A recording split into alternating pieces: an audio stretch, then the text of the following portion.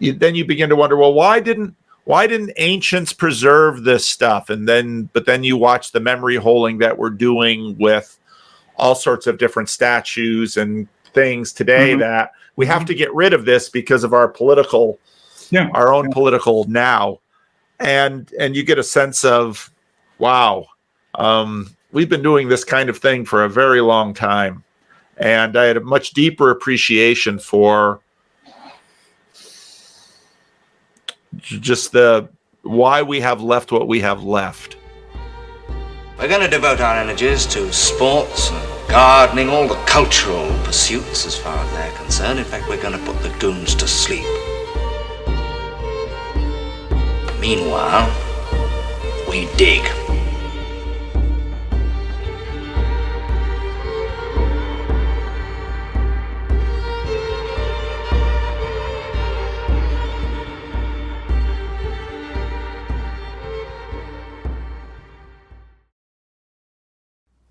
Greetings and welcome to The Anadromist. This is Burn Power coming to you from Tbilisi, Georgia, where we have another Anadromous Dialogue with Paul VanderKlay out of Sacramento, California. And we've had Paul on the channel several times. I've been on his channel several times.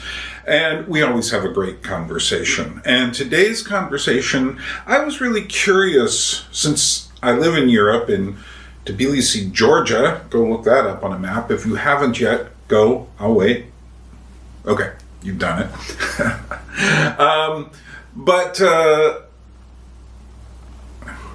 I realized that Paul took this trip to Italy for his son's wedding, and I heard a few of his kind of observations along the way. But what I thought I would do is concentrate more of them into one spot. And so these are my discussion with Paul about his trip to Europe, and he's been there a couple of times now.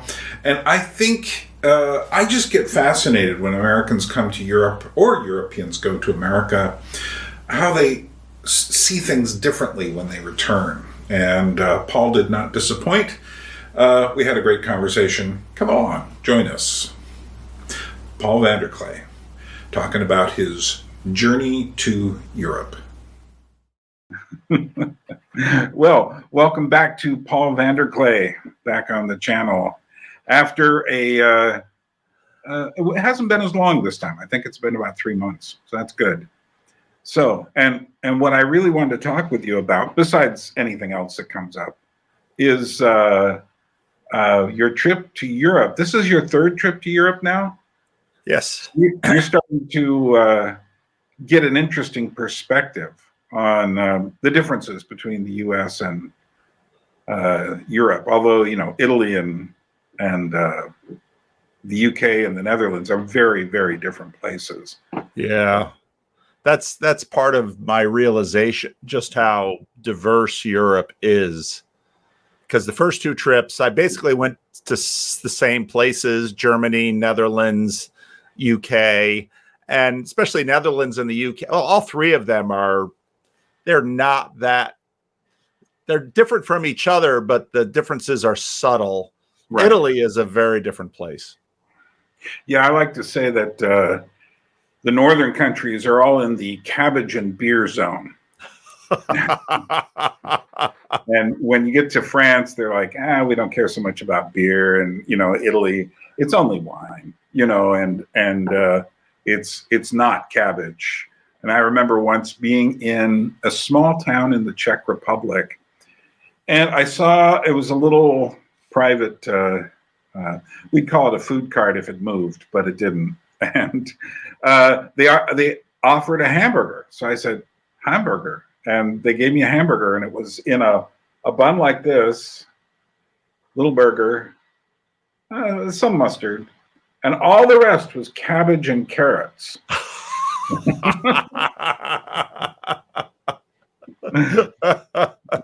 You know, and I said, okay, I'm in the cabbage zone. Yep.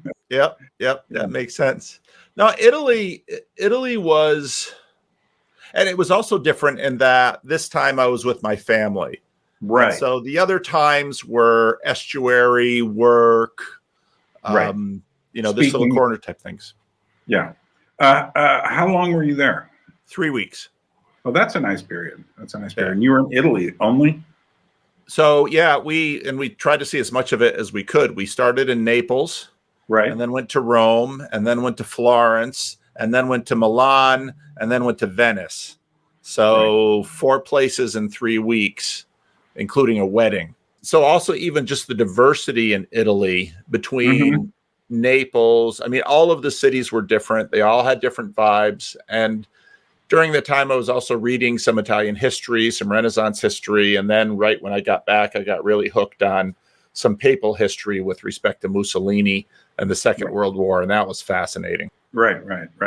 I am going to be spending 2 weeks, the beginning of January, of the dead season.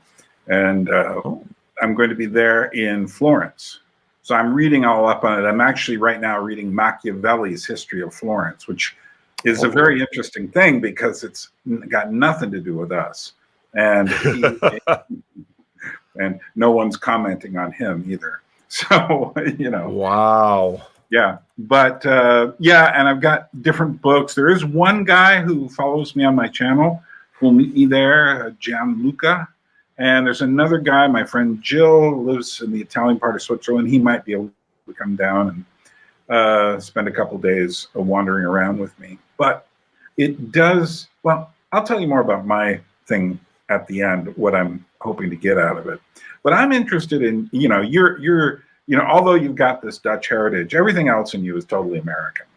Yeah. And totally American Protestant, And so it must have been very interesting. Did anyone tell you, by the way, hopefully after you left Naples, that it's one of the most dangerous cities in Europe? It is absolutely full of, shall we call them the family? Yeah.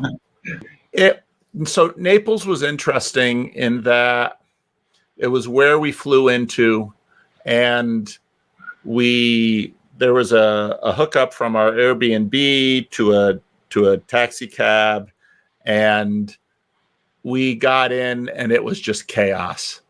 The cabbie didn't quite know where he was going. The plane came in late. He was antsy. I was sitting in the front seat with the guy, and it just brought me back to the Dominican Republic. Right. And the chaos of driving. And It was funny where I just sort of flipped back into a big problem in Italy for my wife and I is we kept just, defaulting into Spanish, which, the more I was there, the more Italian I could hear, I could sort of pick it up, have meaning underneath through the Spanish, but speaking it didn't help so much. Right. But so, yeah. And then we stayed in it was a fine Airbnb. It was quite nice, but it was right in the center of the old area of Naples. And there was a ton of nightlife there. There were homeless. There was street action. It was very urban. So I'm used to that. So that doesn't. So you figured it out. Yeah. It was in some ways it reminded me of some parts of New York City in the 70s. Yeah. So well, that's one of the big differences between the South and the North in Italy.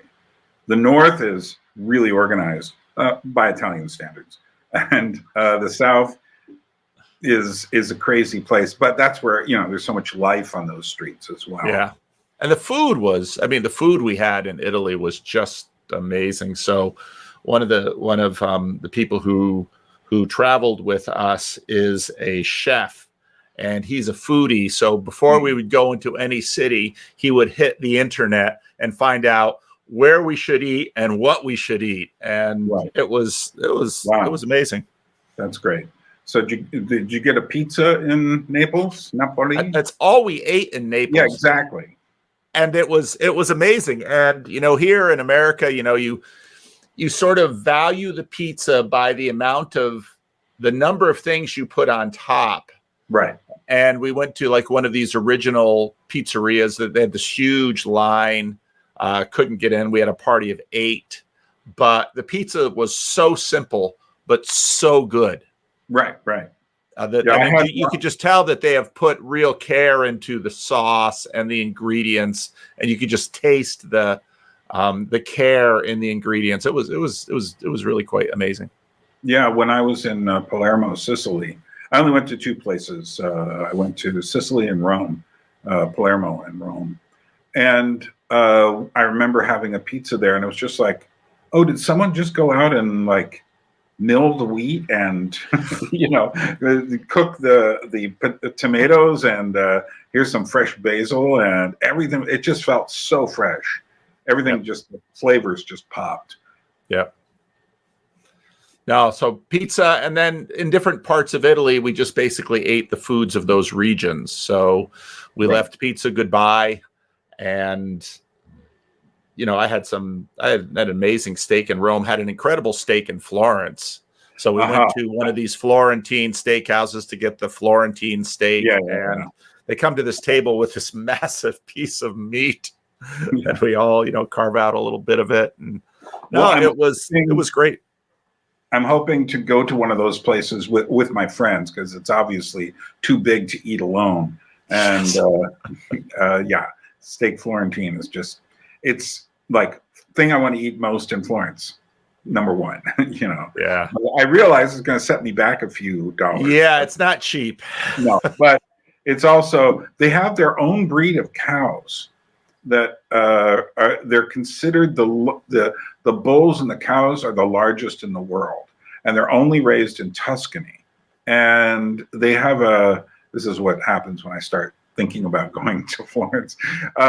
But what's interesting is I saw a picture of a bull of one of I can't remember the breed offhand, but I saw a picture of one, and a guy standing next to it. And the guy is much shorter than the bull, like at least a foot. And this thing was just like this massive, all muscle kind of thing. And wow. But evidently they're the biggest breed and one of the rarest as well of cows.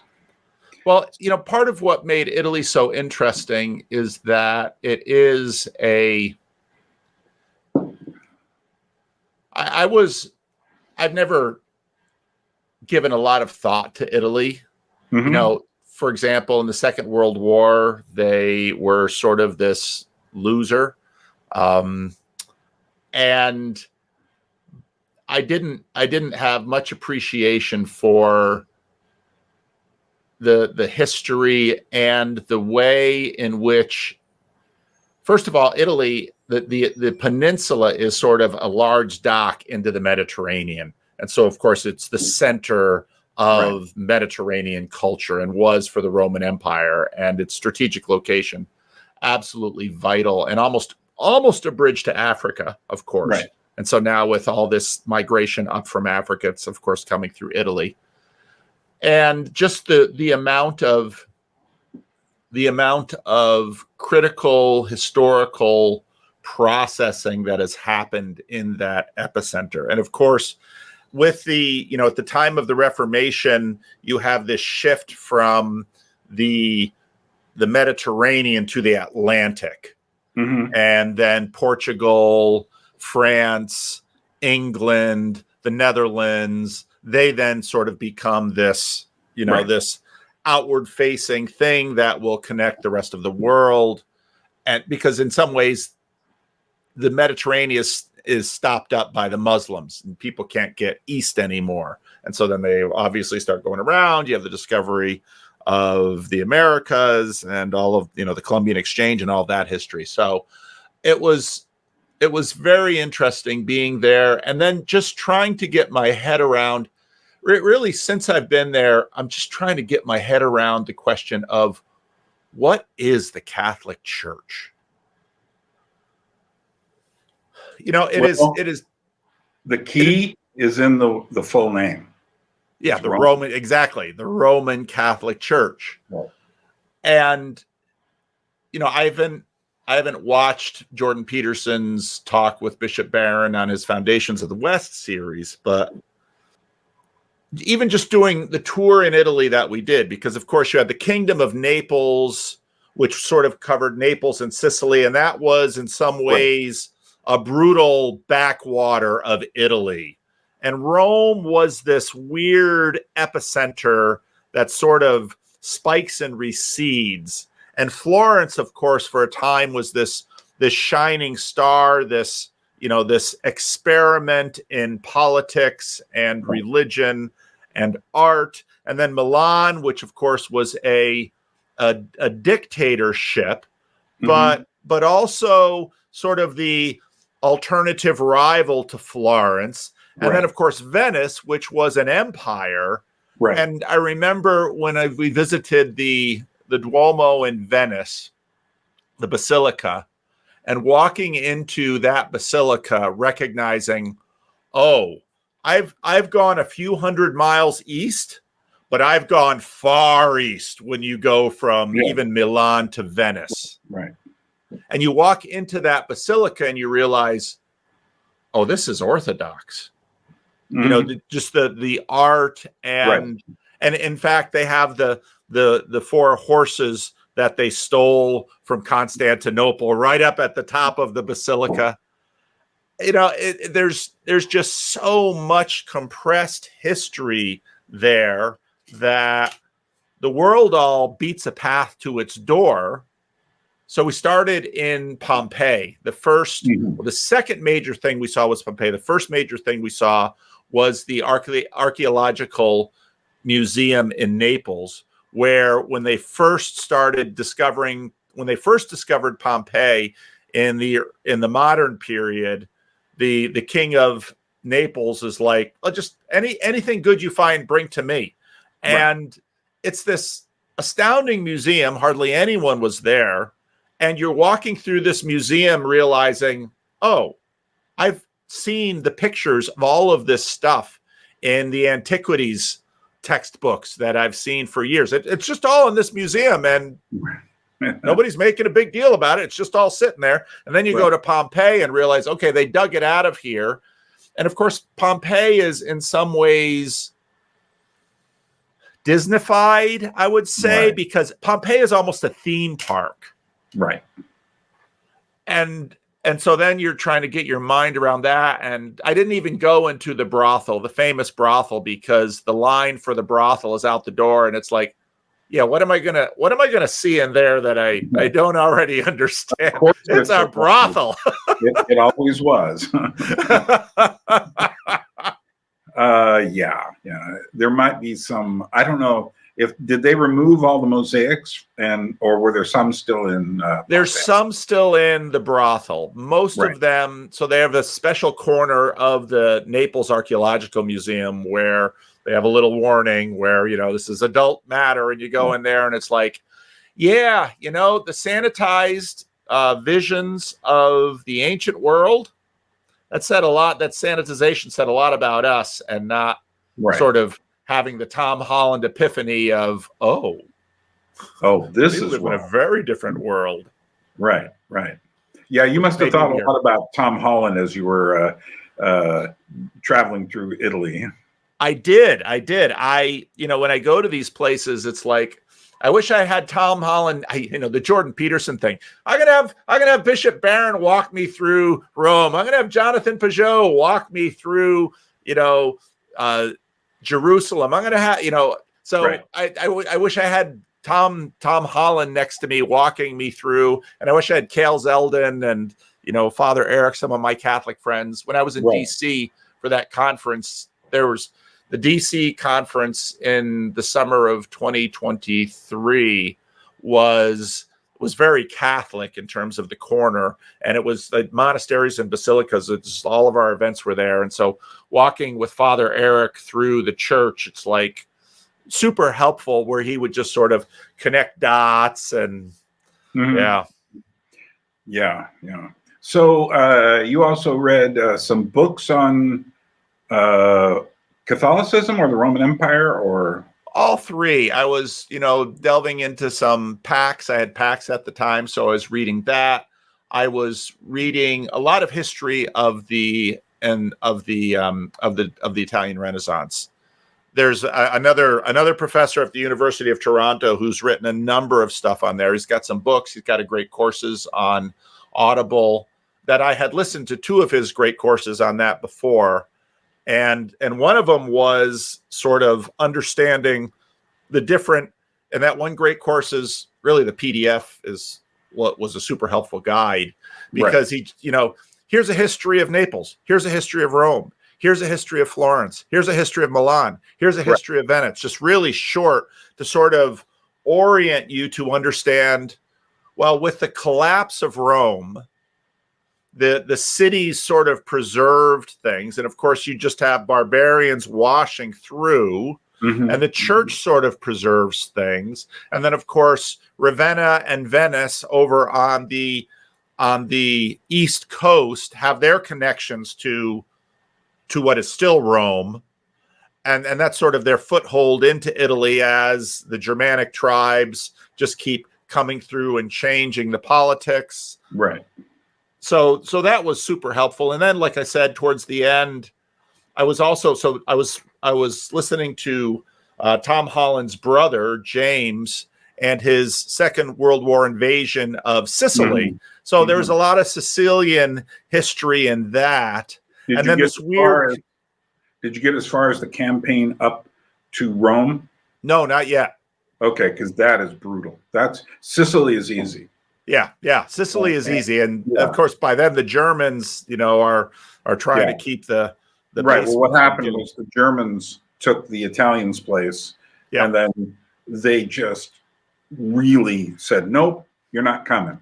The Americans were no longer up against the, shall we say, less than helpful Italian. Well, the Italians, and part of what comes out of this is recognizing that the nation state of Italy, the city states that make up Italy are highly distinct and still have identity, which weakens the nation state of Italy. And all of their attempts to sort of unify this, to play with France and of course Germany, from the Holy Roman Empire, and England and the Netherlands. I mean, all of their attempts to sort of unify in order to somehow reassert the Roman Empire. Well, it was the Roman Empire. It wasn't the Italian Empire. And so that then led me to, of course, Mussolini, he is just I didn't really understand Mussolini that well, because you just sort of see him in the shadow of Hitler, but he comes before Hitler. And of course, this was relationship with Franco and the Spanish Revolution. And then I had very little appreciation for the strange history of Pius XI and Pius XII with respect to Mussolini and Hitler, where, I mean, fascism. So the popes had lost so much. I mean, we have very little appreciation for what the papacy was.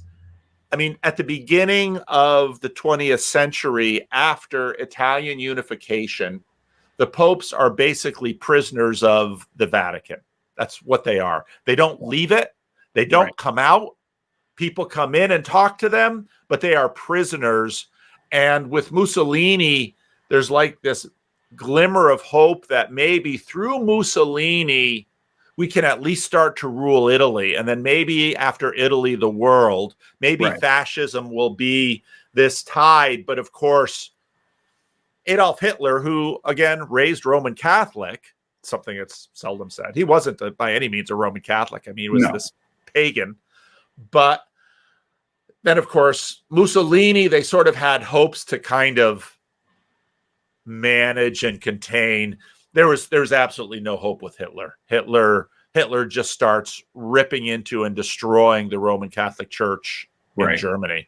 Right. Well, Hitler also is a very different species of fascist. And you can see that in their name too, National Socialist. And whereas, there were fewer Jews taken out of Italy because the Italians and the Jews kind of got along. And so people were a bit more willing to protect them, although enough went that, because once the Germans took over, it was like, rouse, and everybody was sent off to the camps. But Hitler did something Mussolini didn't do. We often today say racism equals fascism, but Mussolini wasn't a racist. No. Franco wasn't a racist. They were extreme nationalists, Yep. They believed in the collective power of the state. They were trying to bring back the power of the Roman Empire.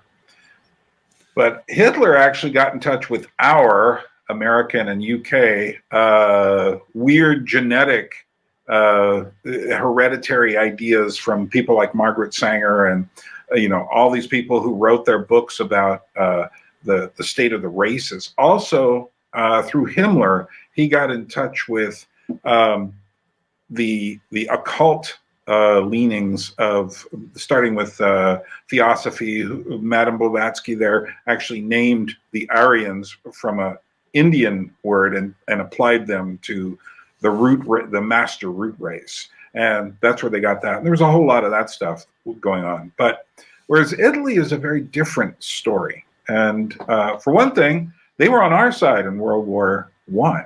Yep.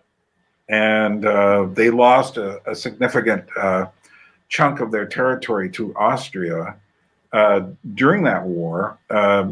No, particularly, I think it was World War II where they lost it, but they gained some, and it's complicated. But yeah, one of the things I realized, I put off going to Italy for so many years. I kind of wish I hadn't, but I'm glad I did, because I needed a reason to go there, because you could just go there and just be absolutely overwhelmed. Everywhere you walk is history. Yeah. And it goes way back. Yeah. So, and those kind of thoughts must have been percolating. Oh, they were. I mean, just you go see, you get up to Rome, and of course the Colosseum is iconic. And then we did the Colosseum tour, which, if you're going to, most people go to Italy in the summer because of school schedules. And we went in the summer, and it was blazing hot. Right.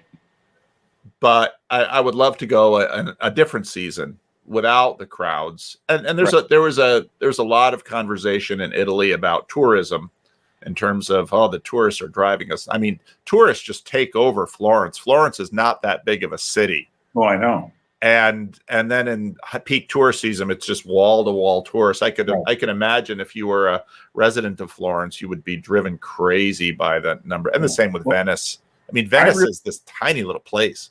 I really want to see the art and the architecture in Florence. So I don't want all those people there. There'll still be people there because it's Florence. Yeah. But the Florentine guy I was talking to said, you're picking a very good time, because it's after Christmas, but it's before fashion season starts, which he says, if you were here another week, you'd start getting into this whole fashion thing, and there's Florence runways and stuff like that as well. But yeah, I'm doing a lot of study, like I said, Machiavelli's history of Florence, but I'm taking notes. And one of the big questions I have for myself is, how can I actually see Florence? And not just go there and go to museum after museum. Okay, let's go up the Duomo. Great, got a view there. Let's do this, let's do that. How can I do that in a place like Florence? And, and I'm asking myself, why am I going there? Yeah. Well, I want to see the art, and I want to understand something about the Renaissance. Yeah. So, and I've been researching it, and I'll be doing more researching. Yeah. My wife and I very much talked about the fact that we would love to go and, say, live for 6 months in Florence. And okay, so your first job is learn the language as best you can in 2 or 3 months. And again, with Spanish with a Spanish base, it's not too bad to, make all the Italian alterations. Right. You'll get enough through that to know what you're doing, when you're shopping and walking around. But especially because living in the Dominican Republic, which also was a significant tourist destination. We didn't live in the places that were a tourist destination, but you realize very quickly that there's this layer, which is the layer when you come in as a tourist, it's sort of the layer you operate on, and you really want to sink quite a bit below that and begin to build relationships with people who have no connection to the tourist industry. Right. and to have a deeper understanding, because there's very much a sense of this is it's a powerful country culturally, like you wouldn't believe. I mean, to draw that much tourism in, and that's the, that of course is the interesting trade-off, where Italy is cratering in terms of demographic collapse, right? But they're inundated with tourists, and so they need the money. Tourism brings in an incredible amount of of money for them. Almost too much. Yeah. Societies that live too much on tourism really suffer in many different ways. And I just did this interview, which I think it just came out.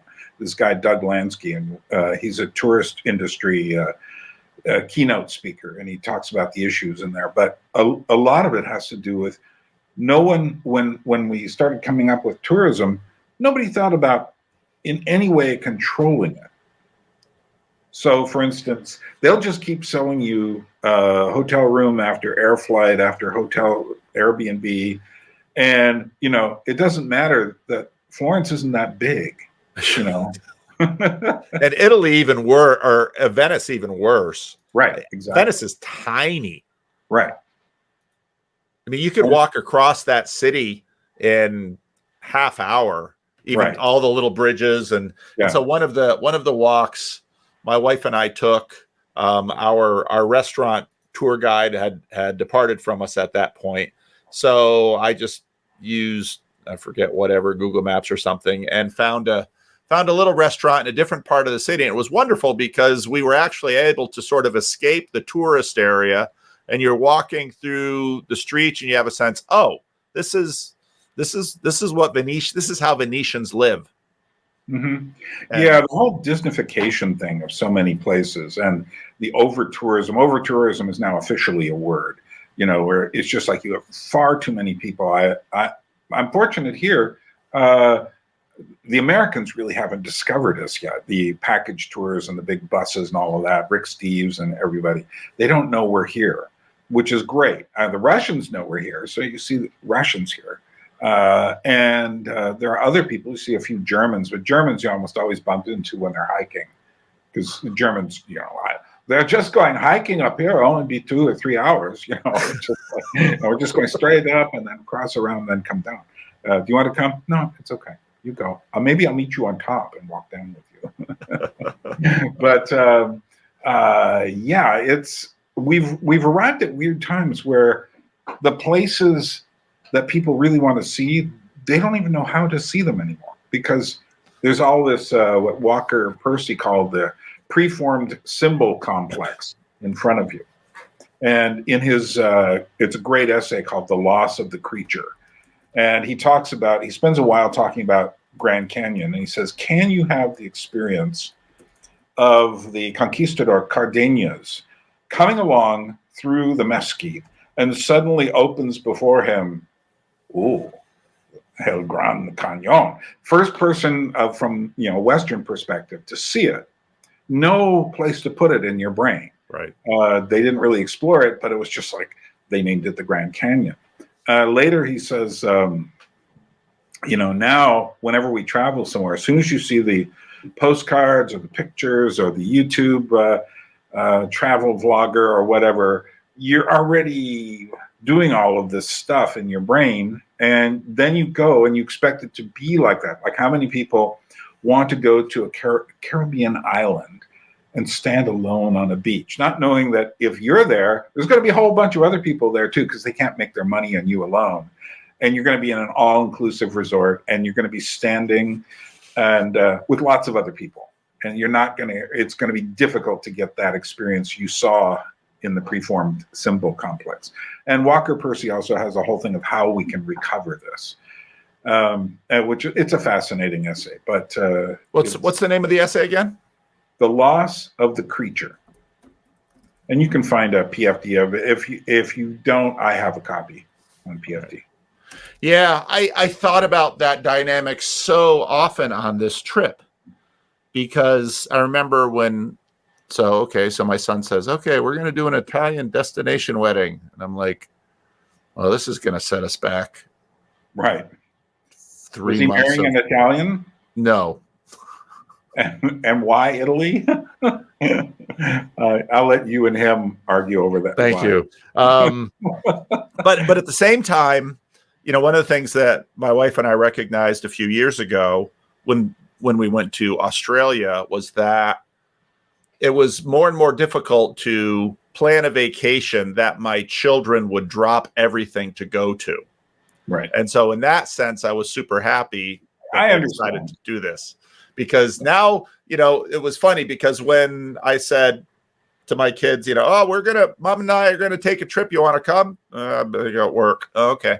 Mom and I are going to Australia. You want to come? Yes. Suddenly they have a capacity to clear their schedule. Right. And so then when it was Italy, it was like everyone is on board. All right. And so when you get to this stage of parenthood, it's like when you can get them all together, and then traveling with, we didn't have all of them for the whole time, right? But there were times when we had all of them, and there were times when we had many of them.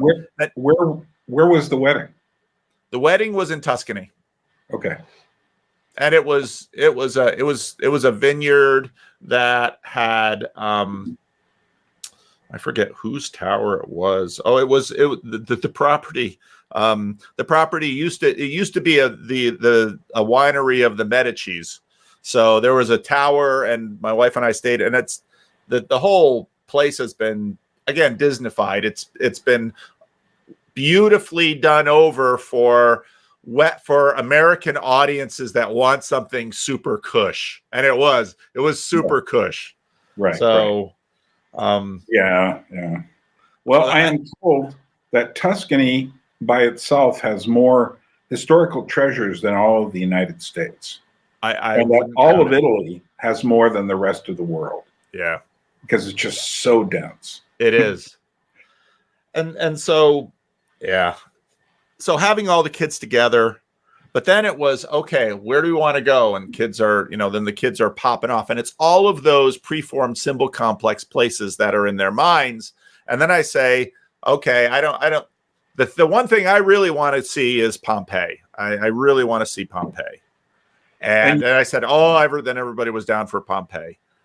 And, but it is so difficult to get out of that. But you're always sort of feeling its power. The Prophilicity book was on my mind a lot in that trip. Mm-hmm. I remember the shield with the Medusa's head that's in the Uffizi Gallery. Right. It's just, you cannot go into any of these places and not have the cell phone selfie. You just walk into these places and it's just cell phones all over. So it was funny. So we had a private tour through the Uffizi Gallery, which is just an astounding collection. Yeah, that Uffizi Gallery is just astounding. And so we had a guy, he's an art student, and his English was good. And it was funny because at the end of it, he said to us, you were like one of my, maybe he says this to all the tour groups, you were one, because it was just our family, we rented him privately together. You were one of my favorite groups because you didn't just wander off and take selfies with everything. My kids have got some of me and my wife in them, and that, we really like history, and we really we understood that to know the stories, at least a little bit of the stories behind everything we're seeing, locates everything. And so that tour was, easily worth its weight, because it so gave me a sense of, okay, what is this Renaissance about? And then to the question of, how has this Renaissance captured the Roman Catholic Church? Because these works of art are so powerful. Mm-hmm. And even the Sistine Chapel, which in my opinion, the most famous image of it, it's a violation of the Ten Commandments. And yet, I couldn't even get into the Vatican because I didn't. You were in the wrong month. I was there in the wrong month. I didn't get tickets early enough, Right. and I wasn't willing to pay the Vatican scalper tickets. I've been in the Sistine Chapel. I was there in December. And even then, there were big lines to get in. And I remember being inside the Sistine Chapel like this. Now, I actually went in there first thing, and it was relatively, I wouldn't say empty, but there weren't that many people in it. But then I came back just to go through the room, and you couldn't even move. And everyone's just like, and I'm saying, like, what kind of an experience is this? I mean, one of the big questions I have to myself is like, why am I going to see all of these images that are in books? For instance, I see no reason of taking any photos of paintings in the Uffizi because there are all these great books with photos of it. I don't need to, and the whole thing of everyone trying to reify that I was here in front of I don't know if you ever saw my little video on the Mona Lisa, but 50, 60, 70 people all in front of the Mona Lisa trying to get selfies with it. And the people up front just hogging it all up. And there was some poor girls, but everyone else is like higher than, 5'5", 6 feet. And there's some girl who's about 5'1", trying to see it. And there's just no way she can do it. Well, we visited the Michelangelo's David, which is in a small museum. And I have a picture of people. I got a picture of people doing that, that burn. Those issues were constantly on my mind, and I'm just trying to get my head around what exactly are we doing? Right. How is this? Okay, what is this? What is my relationship to Christianity and to Christ and to the church? And what is the church? So I went to the Peter's Basilica in Rome, where you have Michelangelo's Moses, which was part of a whole tomb that was supposed to be for a pope. The one with the horns? The one with the horns. And then, but the center under the altar of that, it's one of the papal basilicas. I don't have the words right, so Roman Catholics, please forgive me. But underneath you have St. Peter's chains. Mm-hmm. And people were paying attention 10-1 to Michelangelo's Moses with the horns than they were to Peter's chains, which is, again, to have a certain level of church, you need a relic. And the relic under the altar. And, so I went to that church because I'm in Rome and, this isn't too far from where I'm staying. And we'll walk there on the way to this. And so let's stop there. And, okay, so I went there to see Michelangelo's Moses. But then, okay, here we have Peter's chains. And what is going on? What and I still have that in my head. I'm still trying to get my mind around being the Protestant that I am. Right. How do I feel about these chains? And then into one of the churches, you had the manger, or at least pieces of the manger. Because again, then I'm starting to figure out, okay, every one of these really major churches we go into, they're going to have a relic. I'm kind of wondering what the relic is. So then I go looking for the relic and the manger. And I'm thinking, how do I feel about this? Well, I've noticed certain things about Catholicism that only exist within Catholicism. And you start saying to yourself, this must exist in other places. But it really doesn't. One of them is the concept of the ossuary, the place of bones. Yep. In Palermo, there's a catacomb of the Capuchin. Yeah, I didn't get to that. I looked at it. That's Palermo, but it is one of the most awe-inspiring places. They don't want you to take photos, but of course people have their cell phones. But it's just incredible. There's about 7,000, I'm told, bodies that were just left up to dry. And so you can see, that woman must have been beautiful. Oh, no, there's a little child. And some of them look like they're screaming in agony, and others just look very peaceful. It's an amazing thing. But the same thing exists in Kutna Hora in the Czech Republic. It exists in Rome. I didn't go to the Roman catacombs. Someday I will. Well, there's a bunch of different ones. And Yeah. the Capuchins have their own big thing in the vicinity of Rome, too, but which I didn't get to. They're the only ones. The Catholics are the only ones who do all of this stuff with relics and human relics and such, which I don't know what I think of it. I've really found in a number of places where I've been at these ossuaries, or in Hallstatt, which unfortunately, because of Rick Steves telling everyone how good it is, I remember going there and being like the only person there. And you go to the Beinhaus, the bone house, where they would dig everyone up after about 20 years or so, and then they would take their skulls and their bones and they paint the skulls beautiful. But the second time I was there, it was November and it was still kind of full. A lot of Asians are coming there because the movie is evidently the model for the city in the Walt Disney cartoon Frozen. Oh. So they come to it. And while I was there, there was, when I say Asians, I mean Koreans and Japanese and Chinese. But here was the weird thing. It was Halloween night. And I said, this is really interesting. There's a full moon. There's this lake, snow-covered mountains, and I want to go up near the cemetery here. And so I was about to go out. There was a guy sitting just typing away on his laptop. I don't know, probably Japanese, but I can't say which of the Asians because I met only Asians there. And he said, "Where are you going?"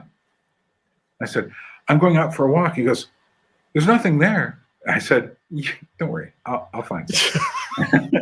And thank you for that. But I'll be all right. But when I was there, now I couldn't actually see what was going on in the bone house. But I was sitting in front of, there was a small graveyard that had all of these candles for All Saints Day. And it was just the most, I felt it, it was just like, and I felt the presence of death, and I felt the spirit of rebirth and the hopes of people. And then there was it was an absolutely beautiful experience. And I was just like, yeah, there's nothing to do. But, that's why for me, it's like, I really want to see Florence, but how do I see it and get past the preformed symbol complex in a way? I can't totally do it. And see it to what, see it to what end? What am I looking for? What am I looking for there? Right. I'm not really quite sure. Well, yeah. I did.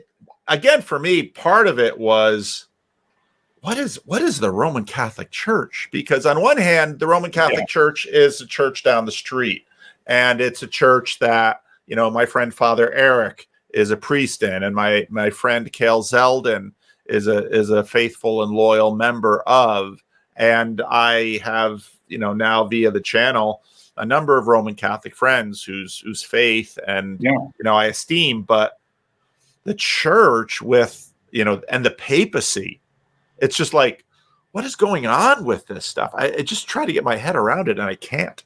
Right. Well, one of the things G.K. Chesterton said that was very interesting is when the Roman Empire fell, only one thing remained, and it was the church.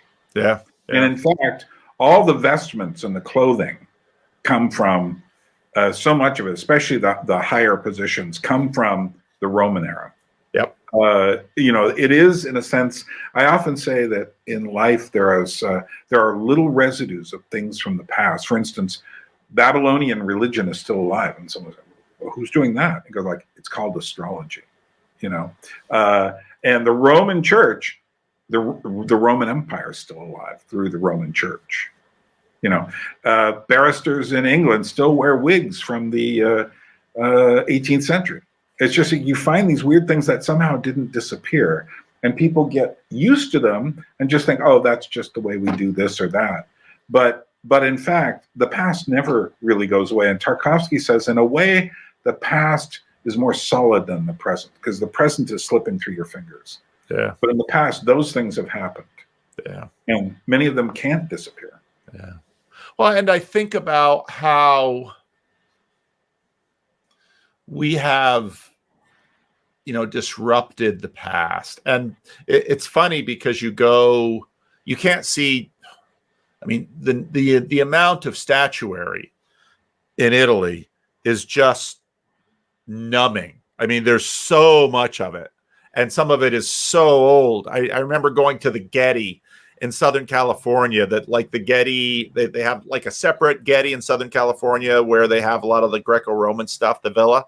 Right. And, here's a few pieces and they're from antiquity. You go to Italy and it's just like, you're almost tripping over this stuff. Exactly. It's all over the place. But then, and then of course, genitals and noses have been knocked off and arms have come off. And then you begin to wonder, well, why didn't ancients preserve this stuff? But then you watch the memory holding that we're doing with all sorts of different statues and things today, that we have to get rid of this because of our political, our own political now.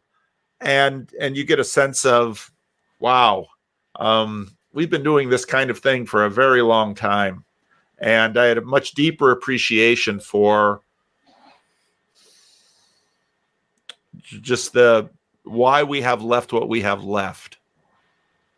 But again, coming at it as an American, where especially an American who now lives on the West Coast, where everything, on one hand, we have Yosemite and the sequoias and the redwoods and the coast. I mean, we have these, if you love national parks, and some of the same, preformed symbol complexes there in the national parks. And I always tell people who go to the national parks, okay, you have these roads and you get through it and there's these mobs at all the normal places. You don't have to go very far off the road to get away from that dynamic. It's fairly easy to do. Right. Just with a hike, you can far reduce the number of people around you. Well, one of the things that also struck me too, you mentioned the Asian tourists, was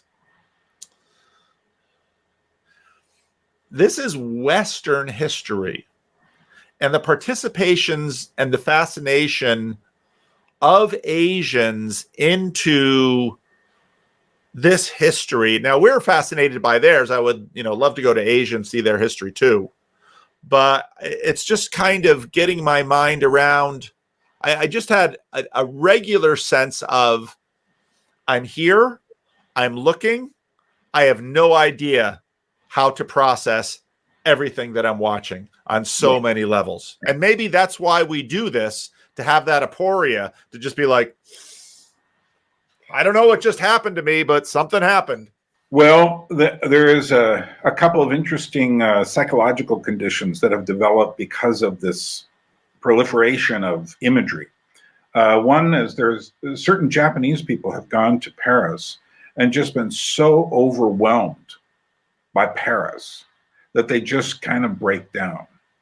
Wow. Because they have no place for it in their head. They see the pictures, they see the Eiffel Tower, but they don't see France. They don't really understand what they're looking at. And there's actually a specific syndrome.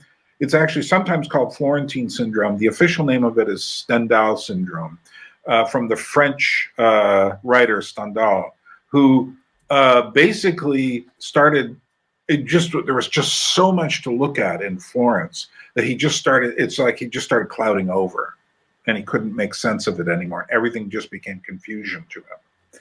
And Florence is that kind of place, which is precisely why I'm waiting till January. I'm going to go back many times. And I think Rookmacher says, talking about art books, he says, the image you see in an art book of a famous work of art is not art. And the only way you can actually see the art is to go. And there will be things that you see that you never noticed in a photograph. Right. And you also have to learn how to look at it, because if you look at something big like Venus by Botticelli, it's like reading a novel to try to understand everything that's in there.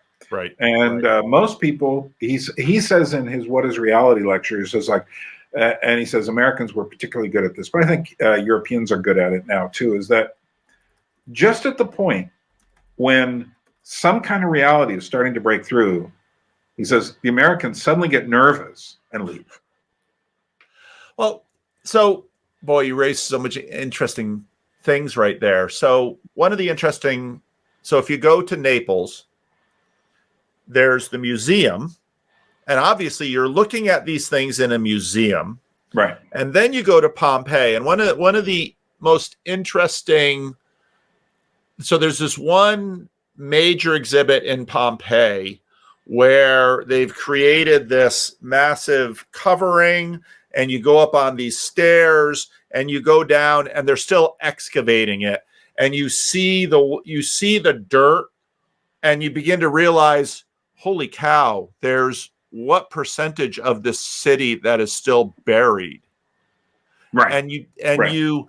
And so one thing is to look at a piece of art in a museum, because there's that context, and it's a different thing. That's where Pompeii is interesting, because even though it's a ruin, and for example, you've got the Temple of Jupiter, and right. they just took, they don't have the original statue of Jupiter in there, so they just take some other head of Jupiter and they put it there just to say, okay, this is where good old Jupiter was. Right. But you're standing there, even in the ruin, and even just with a few little hints of it, you begin to say, oh, this is how they orient the world. This is their universe. And actually, in Tom Holland's Pax, he does a fair amount of time with Pompeii and trying to situate Pompeii in the world. And Pompeii has a major Colosseum, which is now crazy. It's not completely excavated, but now it's used regularly for rock concerts. And so you just go to these places, and yeah, you just sit there and you're like, I can't get my freaking head around all of this. It's way too much to take in. I remember back in 1978 when I was on my way to L'Abri in Switzerland. I decided to stop in the UK first, and I was in London. No, then I went to Oxford, and I was walking through the streets of Oxford. Now, here's my preformed symbol complex. You can guess. It's all Lewis, right? Right. It's all that. I've got a picture book, shows Oxford and stuff. It's probably weirder now than it was in the 1970s. However, I remember having this moment when I'm walking beneath one of the dormitories, and I'm hearing the Bee Gees, Staying Alive, come out of the room. And I said, the Bee Gees at Oxford, really? Come on, play some Mozart or Bach or something, But, I understand that this is a human being who liked the Bee Gees, blah, blah, blah. But, it's like that kind of thing. I had the same experience here. I looked at so much Georgian music on YouTube and stuff. I kind of half expected them to be singing all the time. Yeah. But I realized there's a reality here, but that's not how it works. Well, so when I was in college, this was during when the Sandinistas were in charge of Nicaragua, and like all good liberals, I was going to go down and tour the revolution, because you couldn't tour the revolution in Cuba so much, but you could tour the revolution in Nicaragua. And so we had a college January term where we hit Costa Rica, Honduras, and Nicaragua. And I remember one of the people on our tour, she was so excited because she was like, we're going to go down and see the poor. And I mean, they just kind of hit me like a ton of bricks. It's like, I hate to tell you, but the poor, in the words of Jesus of Nazareth, we always have with us. Right. You don't have to travel to Nicaragua. Where do you live? I'm sure there are some a lot. Where do you live? And having grown up in the church that I did in Patterson, I was just like blown. You've got this preformed symbolic complex about the poor, and I thought, oh, good grief. Well, I remember some of the kids in Alaska at my Presbyterian church there had been sent. These are like late teens or almost, kind of university age or whatever, had been sent down to someplace in Mexico. And then they showed the videos and pictures when they got back. And I'm watching this going like, these kids just had like a trip, you know, and they had every now and then they'd see something surprising, but they were highly quarantined off from reality, you know, and they just, you know, they had a good time. They weren't like, wasn't spring break or anything, but you almost got the feeling they were looking at the poor. Well, one of the highlights of that Nicaraguan trip was, so part of the arrangement to allow you entrance and to tour the revolution in Nicaragua was you had to spend an afternoon out there in the fields with the campesinos, very Marxist way, getting in touch with. It was so funny. So we had all these college kids out in this field in Nicaragua, and there were no campesinos there. And I looked around and I thought, this is hilarious. This is such a way to dupe American college students to get some free labor. Well, the college students were smart enough to look around out there and they're like, F this, I'm not going to do any of this farm work. Right. That's funny. Yeah. But you travel to a place like Italy where, so I think, again, when you travel to Vegas and you go to Vegas and you have this faux Statue of Liberty and this faux pyramid and this, and what's everything in Vegas is preformed symbol complex. There is no reality. But then you go to Italy and they actually have the same material stuff, but sometimes you almost get the sense of, am I in Vegas? Because what is the Colosseum? And then we did an underground tour, which was nice because it was 100 degrees out, and at least underground it was sort of cool. But then you go up onto the main level, and then there's this giant cross. And then actually one of the most helpful things of the tour was you get to the end of the tour, and there's a museum. There's basically a museum of the Colosseum, and they basically march through all the different, when the Colosseum was a church, and because of course there are Christian martyrs there. And if there's Christian martyrs there, you have to build a church and have relics. And it's just like, you just get a real sense of, I'm not really quite sure what a human being is anymore. Because I'm now seeing even living in an extremely diverse, ethnically diverse area of Sacramento, California, now my temporal diversity is just blowing my mind. What is a human being? And there are quite a few of them. Yes. Well, and this is in some ways our all this emphasis in the corner on Western civilization. This is our heritage. I am in some ways an heir to the Romans, and I am in some ways. And what on earth does that mean? Yeah. Well, I've been doing some genealogical research, and I ended up tracing my lineage on one side all the way back to what were called the Longobards, and later became the Lombards, who invaded northern Italy. So back into the 400s, which was pretty impressive to me. Wow, that's really. I'm sure at a certain point it starts. The lineage starts to turn into myth or legend.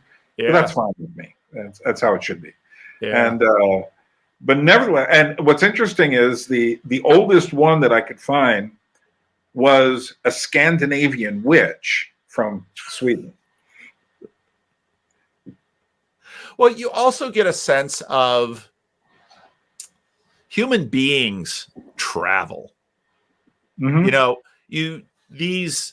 The cultures of the Mediterranean were in contact with the cultures of the Baltic, who were in contact with the Chinese and the Africans. And you get a sense of globalization does not sort of come about just because of Columbus. No. What's interesting is as I was preparing to talk to this guy, Doug Lansky, about tourism and reality, and he's very into the nuts and bolts of what destinations are doing and how They're ruining the experience by allowing way too much to happen. But as I was looking it up, I realized, okay, that since the Chinese started traveling en masse, which has only been in the 21st century. And it will probably stop soon. They send about 150 million people out into the world every year. Now, India's starting to climb up too, and they'll be sending a lot. And the Americans, we're hanging in there. Now they didn't. I didn't know if this was just global tourism or if it included American local tourism. But we evidently every year have about 99 million. Yeah. Well, we love we love touring ourselves. Oh yeah. And one of the reasons why so many Americans have actually never been to Europe or anywhere outside of Canada or Mexico is because America is so big. It's not a country. It's more like its own world. Yeah. So ruining the experience. I mean, the question then is, okay, what is the ought of the experience? I mean, what experience ought? I mean, you're wrestling that with Florence. What experience ought you to have in Florence? I have no idea. This is where Walker Percy's Loss of the Creature is so good, because he talks about you feel something's missing. You go there, there's a hotel, you've seen brochures of it, or online nowadays, you have all of this, and then you realize, oh, if I go here, I'll get the same photo that was in Disney does this, Disney World and Disneyland. They have official photo spots. And this is what selfie tourism does as well. People go around the world and there's like, oh, this is the best selfie of me with the Eiffel Tower behind me. And then they see someone do it and they all go there. But Walker Percy says we need to try to feel like we've done something real. And so we've come up with different tactics for rediscovering or finding the creature that has been lost. And one of them, he says, is to maybe if he says you're on the North Canyon, which to me is the best part, but most people go to the South Canyon. Right. But he says, so you realize it's too crowded here, it's too predictable, so you cut your own path to some other place. And he says, like, well, that's a good idea, getting off the beaten path. The only problem, he says, is if enough people start doing that because you found a great place, then the rangers will come along, build the trail, put the signs on, and now that trail becomes part of the preform symbol complex. Another way was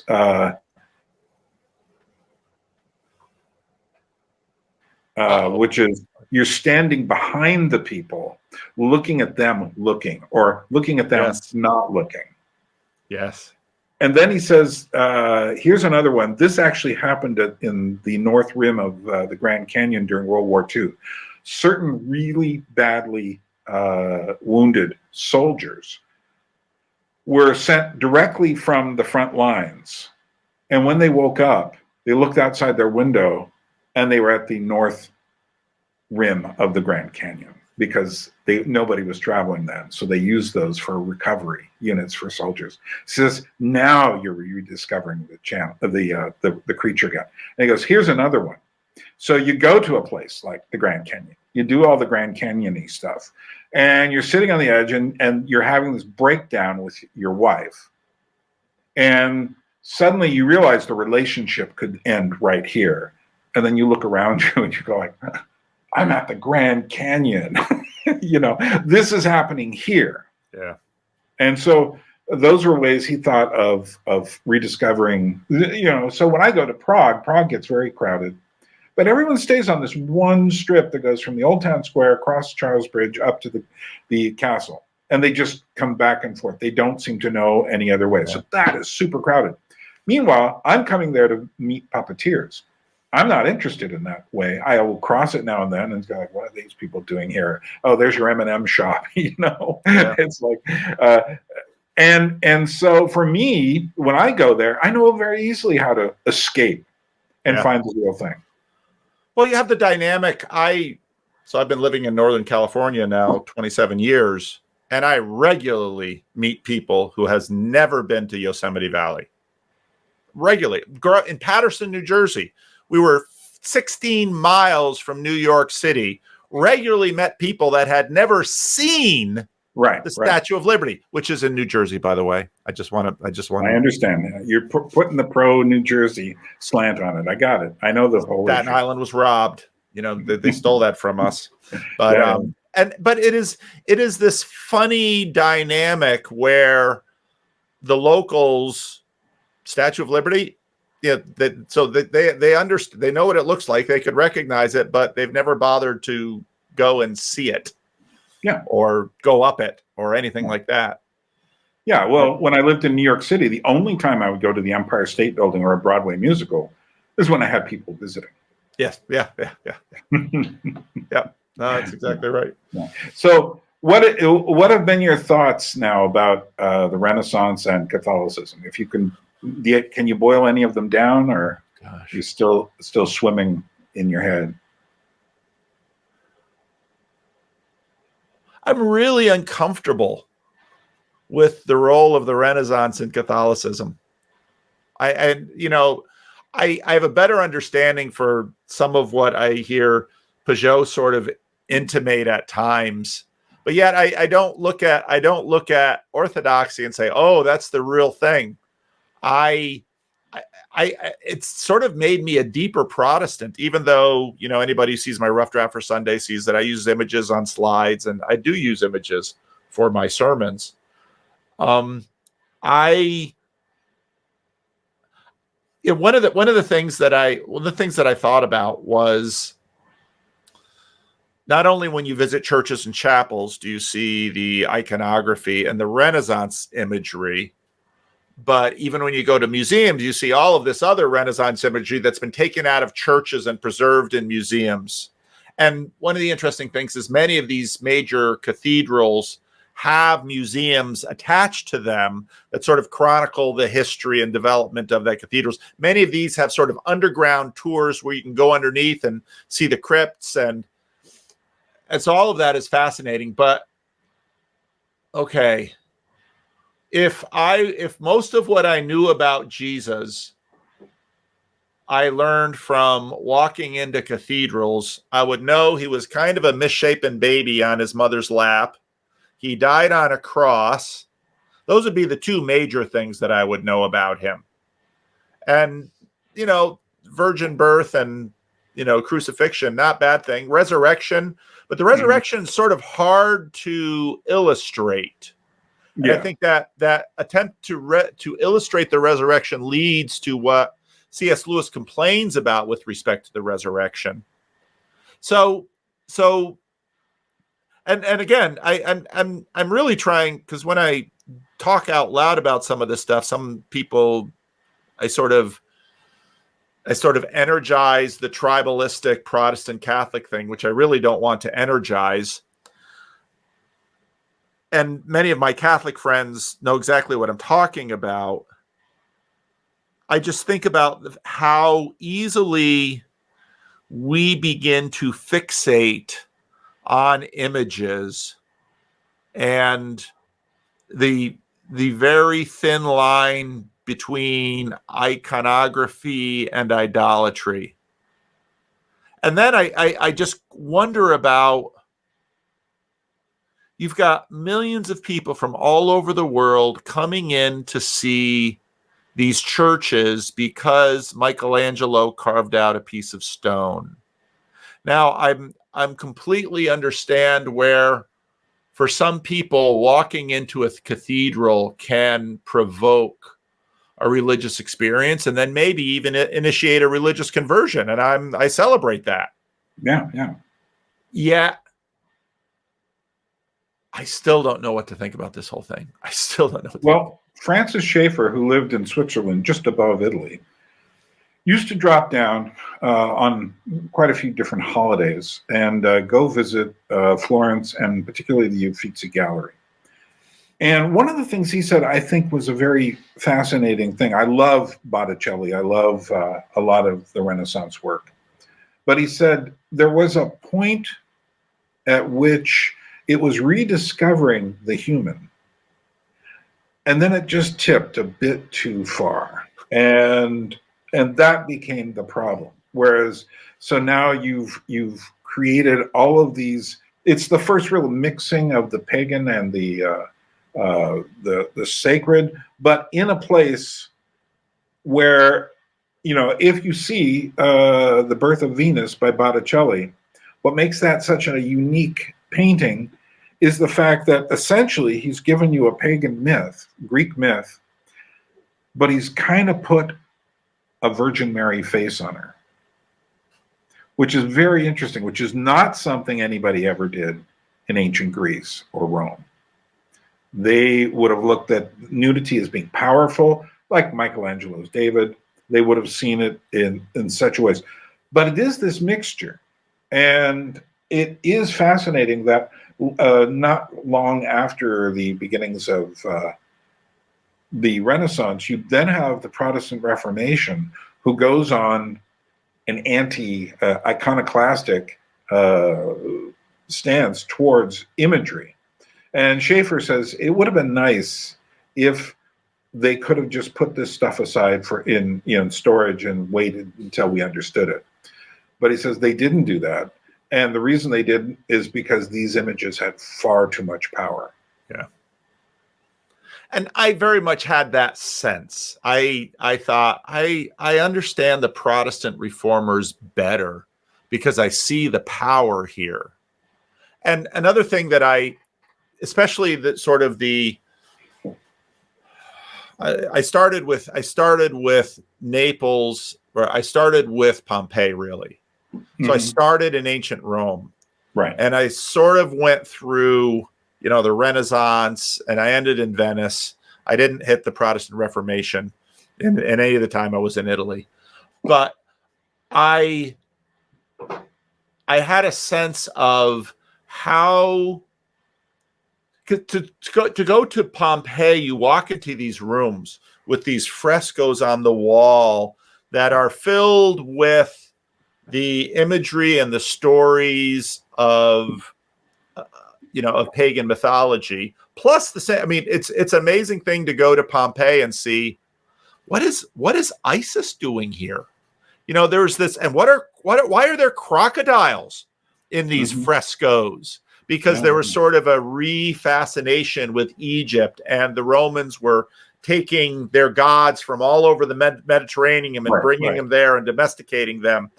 And then as you see it develop, and you look in the Renaissance, you're beginning to realize, they are trying to maintain a narrative thread through the Christianization here.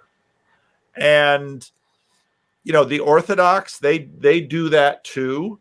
And so a lot of the struggle is, okay, how do we deal with Plato and Socrates and Homer and the gods of Egypt, and which is in many ways super current in terms of the kinds of conversations that the corner is having, because we're processing this stuff. And so on one hand, I don't want to cast stones at the Renaissance, because I think in some ways a lot of what's happening in the corner with Peugeot and Peterson and Vervaeke is we're having our own sort of Renaissance, but the Protestants are now participating in it too, with our own sensibilities. And so in that way, the Renaissance is still very much with us. Those questions are front and center for me too. When I go there, I will be, in a sense, taking the temperature of what the Renaissance meant. And I've already been to Rome, so I've seen a certain amount of things. One thing I did see in Rome that just broke me was the Pietà inside St. Peter's. I don't know if you found that. It's kind of off. I did. Like I said, I could not get into the Vatican Museum. Right. No, this isn't in the museum. It's in the church. Oh, okay. I didn't get to the Vatican at all. That'll be going on this trip. I think most of us said we want to get to Italy again. Right. Just don't do it in the summer. Just don't do it in the summer. Try to do it in the fall or the spring, or even do what I do. I arrived in Palermo in, what was it? The end of November, And it was like being in California during a very warm spell in the middle of the year. It wasn't hot, but it certainly wasn't cold. Yeah. But for me, it's like I am looking to understand imagery. I'm looking to understand the meaning of these things. For instance, one of the things I'm going to do is I've got an audiobook. I'm going to finish up Dante's Inferno before I go, because Dante is also from Florence. And for the puppet part of me, so is Pinocchio. So I'm going to do a little Pinocchio research while I'm there. And so I think that it's a very, obviously, it's one of the more crucial spots in the world. It still does have contemporary history, but so much of it has been, we're going back to the Renaissance. Yeah. Florence is small. Yeah. I mean, Rome is big. Florence you is can't small. actually go to back to the Renaissance. So what I'm doing is I'm bringing my 21st century eyes, and I'm looking, but hopefully they will be somewhat educated eyes by the time I get there. Yeah. Yeah. Yeah, it was an amazing trip, and it was a trip I will continue to have to try to unpack. Right. Give me one image that just sticks in your memory. Our Airbnb in Florence had a rooftop, basically a rooftop area that we hung out a lot, and you could see the Duomo, and you could see the Church of the Cross, you could see the hills, and you could see the river, and that in a sense gave, okay, what are we looking at? What is going on here? I can't get my head around it. And then also the crowds around Michelangelo's David, and just how people, because it's a very small museum. That's a huge painting. I mean, huge statue, though. It's a huge statue. And so they have a replica of the statue out by, the basically the city hall, where it was originally supposed to be. Oh, it's supposed to be up on top, and that's why he's got really big hands and a big head. And right. I mean, it was proportioned so that it would look, and then also in that museum, you have many of the pieces of stone that Michelangelo abandoned. And so you have these figures that are just coming out of the rock. Right. And that sticks in my head. But again, I've got a problem in that I took pictures of these things, and again, because of the way our memories work, we know what you take pictures of. That's what you remember. And so took a lot of pictures on that balcony, and for a while I had this picture of, it was very interesting. It was, the museum was almost closed, so the crowds had receded, and I could look down this aisle of the statues, of the unfinished statues of Michelangelo, and then there's David, and then there's this probably a 18 or 20-year-old girl with her friends around her, and she's pointing up at the David statue, probably laughing because there's his dick. And I thought, that's kind of, it is. I can do you one better. I went to Auschwitz. And this was back in 2005. And I was a bit disappointed by the way they had everything laid out. Not terribly, but just a bit. It was just, it's like, oh, okay, they've got it behind all these exhibits and stuff.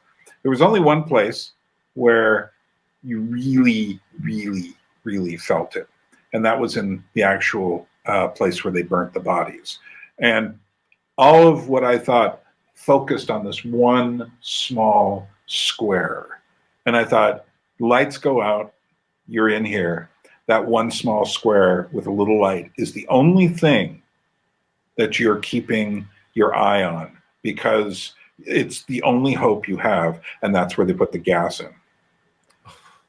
Now, having said that, I get out to the gift shop, and there's a couple of Americans there, laughing and joking and just like, and fortunately there was a group of Jewish visitors there, a group of school students, obviously, and they came in an appropriate solemnity. I often thought the way people should visit this place is they should let it be a little bit more, little less organized, and one person at a time goes in. Well, I think about Paul Kingsnorth's tour of the wells, that he's been substacking. I also, so Vervaeke is talking, John's language has been interesting to follow the development, religion of religion, that's gone. We have the philosophical Silk Road. And then lately it's been the advent of the sacred. Right. I heard about that today. Okay. Because of course, the Christian liturgical calendar, Advent is coming quickly at us. The advent of the sacred. It was interesting in the Uffizi Gallery and in the David Gallery.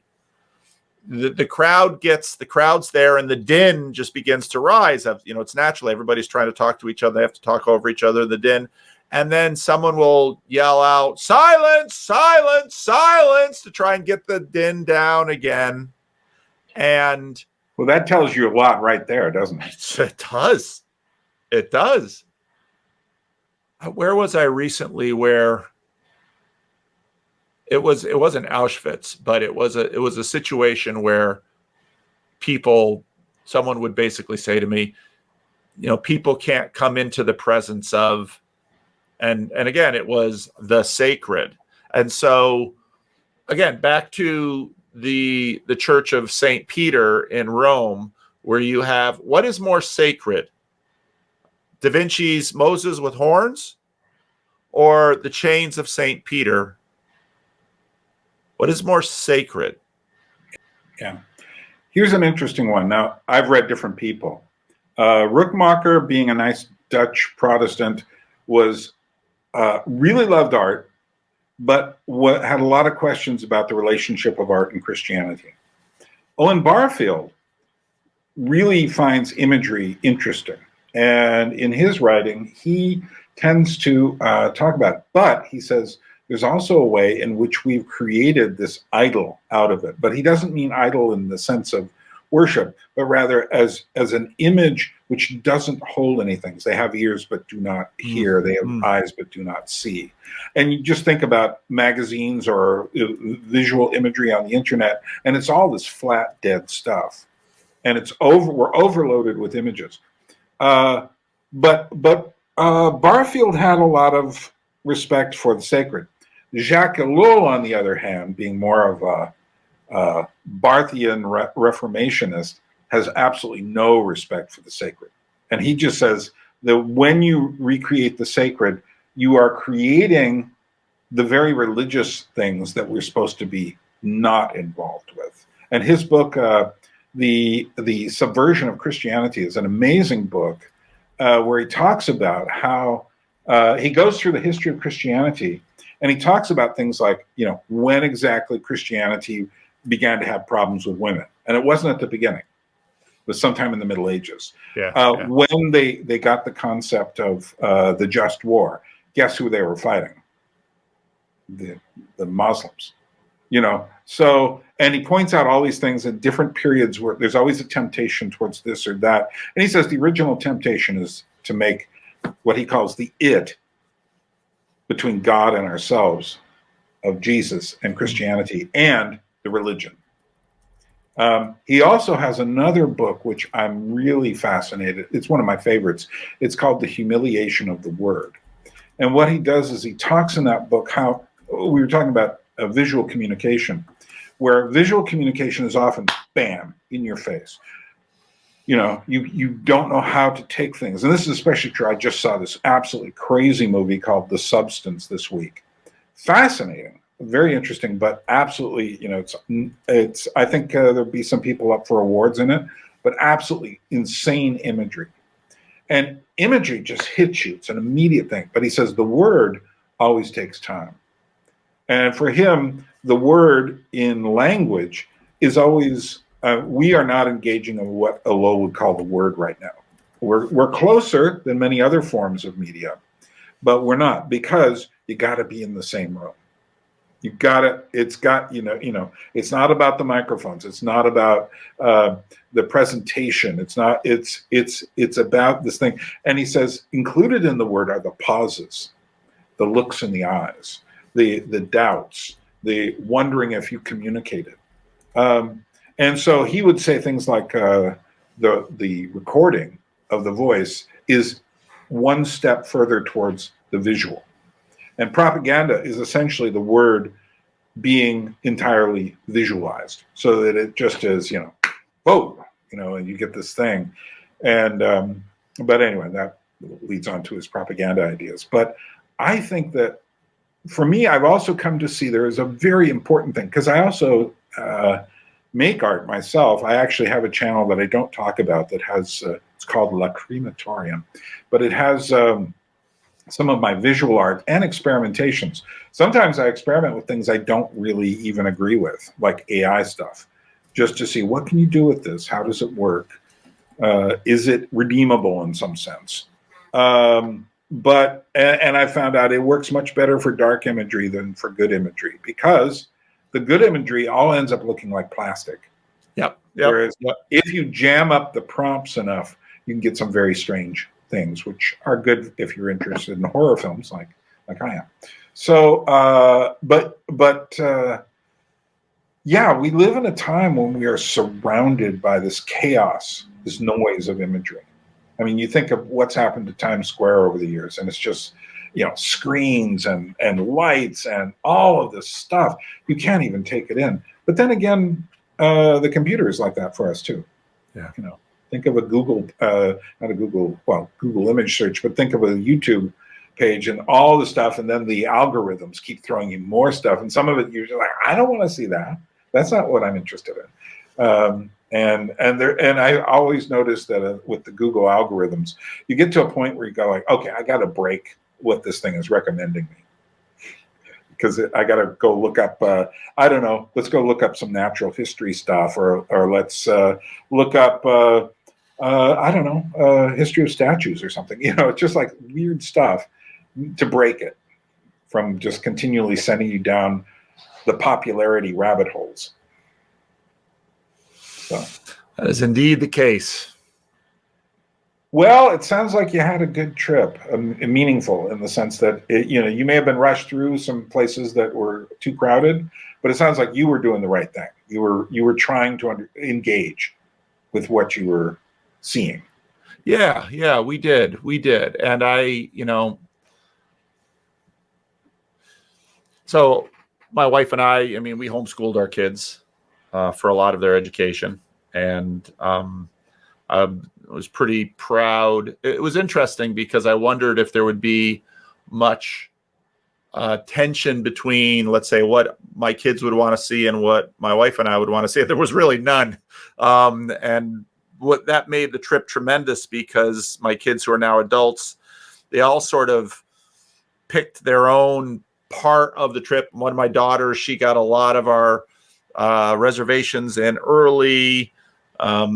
The trains in Italy, if you get on a nice train, the train is nice. That was lovely. I don't like European airlines. They drive me crazy. Yeah, I know. I love traveling by train there. Yeah, it's so much better. So no, it was a I say it was a once in a lifetime trip, but I want to go back. But I want to go back now, having learned a few things, to say, maybe spend a little bit more time in one place. Yeah. And I am coming up with an idea to try to get you here, but I'm not going to talk about it now. But if you're in the comment section, are you willing to help Paul get here? That's all I'm going to say. Just say, yes, Paul should go to Georgia, not the American Georgia. So wow, Georgia. That sounds awesome. I have an event coming up next year that's pretty big for me. All right. So. All right. Well, Paul, I'm going to let you take off here. Thanks for talking with me and sharing, because I really get fascinated. I hear you saying drips and drabs about your experience, and then you go off into talking about the usual stuff you like to talk about. And I'm really fascinated by the actual experience and how I know your viewpoint well enough. It's just like, I wonder what Paul thought of this or that. It was just nice to.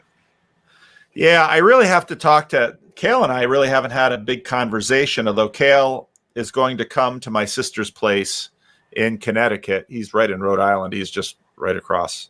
He's very close. And so one of the things I want to talk to Cale about is all of these issues, because he of course is on the inside because he is Roman Catholic. And so I want to learn what it's like from the inside and try to see if I can understand it all a little bit better. Well, there's a world of difference between different kinds of Catholics in different countries. Some Catholics are very much, they're studying theology, they're working on, that sort of thing. I think it was Mary Cohen who was always talking about Saint, Benedict, and reading through these things. Then you have another kind of Catholic who is purely like, I was born in this, I'm going to church. Sometimes I go, sometimes I don't. Then you get really, like in Mexico, you have very weird blendings between the Christian symbolism and then other ancient Mexican stuff. Well, Haitians, you're not a good, you don't really practice good voodoo if you're not a good Catholic in Haiti. Right. I mean, it's just. Yeah. So it's, there's a lot of syncretism in different aspects, but again, a lot of times it's related to one particular region that certain things happen. Yeah. So, because Catholicism is like a universe. Yeah. So I'm reading G.K. Chesterton and Walker Percy, both good Catholics. Yeah. But meanwhile, there's someone cutting the head off a chicken in Haiti. And thinking they're a good Catholic. And I'm like, okay.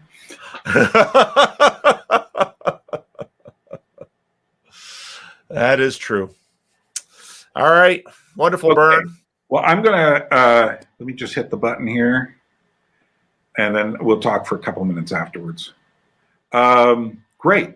So, Paul, thanks for being on the show, and we'll do it again sometime. You can invite me over there if you find anything you might want to talk with me about. Yeah, we should. We should talk about it because it's always interesting what we're talking about. I'm just so. Well, you have a lot of people. I'm just so inundated. Exactly. That's why it's so hard to. And so that's sort of what makes my channel so eclectic, because I'm just sort of following the salient snitch. And it makes it so chaotic, but right.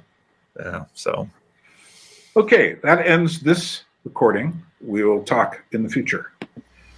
Well, thanks to Paul for joining us on the Anadromist, and great dialogue. I enjoy having Paul. And by the way, you can subscribe to the channel, and you can hit like. The algorithms like that, they send it to other people. The more people hit like, the more people get my missives. So do that. You can also hit the bell icon there, and evidently that lets you know when I drop things. I only do that for a few people myself, so I'll understand if you don't. I enter my YouTube world through subscriptions, so I always know what everyone is doing, and I rarely need to have too many people notified, but you might want to have me notified. Wouldn't that be nice? Yeah, and just a reminder, I do all these YouTube videos. I started it as a way to try to make a little bit of money. That's all I make, is a very little bit of money. And if you'd like to contribute and help me do these, I do not get any money from sponsors. I do not get any money from YouTube itself because of where I live in Tbilisi, Georgia. I basically am marooned, and the only things I get are the generosities that come from you. So you can sign up through the PayPal link, or you can use the GoFundMe link down below. And let me just say this. Let's start saying this now. If you're living in America and you would like a copy of my puppet book, it's a short 50-page book or so. It's called Three Motions. It's 3 puppet plays that you could perform. I'm not going to. I would be honored if you said, "Yeah, Bern, we're performing your puppet play." It would require quite a bit of work for you to put it on, but nevertheless, that's how it goes. You can get one of those. I have an American address ready. I will have a European address ready very soon, won't I, Joseph? I just need one more little thing from Joseph Halford in the UK. But the cost is $25. $5 covers the cost of mailing and shipping. $5 for the price of making the books, and the rest is to support the channel. And just to let you know, there will be less than 100 of these that are available, right? Only 80 actually. 50 in America, 30 in Europe. So if you want one, send me a message. Just send the $25 in a message to through PayPal or GoFundMe, and make sure you put the note puppet book in there. That'll be easy for you to remember. So I'm going to be telling you more and more about this, but this is just an advance warning. Go do that now. I need the help. I need the support on the channel. Okay, done. Thanks for being with us. And as the Georgians say, droabit. We will meet again. Nachwamdis. A people without history is not redeemed from time. For history is a pattern of timeless moments.